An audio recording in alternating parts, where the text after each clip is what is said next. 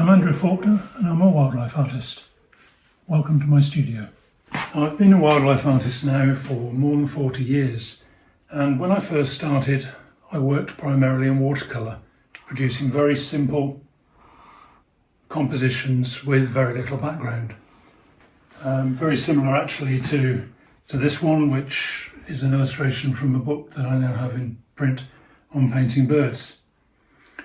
In the intervening years, my focus on composition-wise and my medium have changed.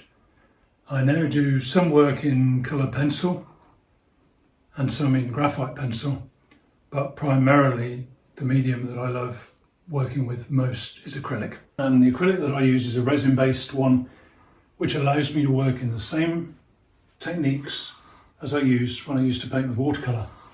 But every single layer that I apply to a painting, once it's dry, is permanent.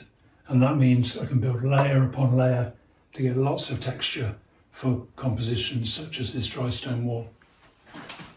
This is another composition that fits in with what I was saying just now, in terms of the fact that building multiple layers and allowing the acrylic to create the details that I want has meant I start to focus much more on the backgrounds than I ever used to. And decaying wood and rusty metal have become things that really fire my imagination and inspiration. So that's a short overview of the things that I'm inspired by when I work these days.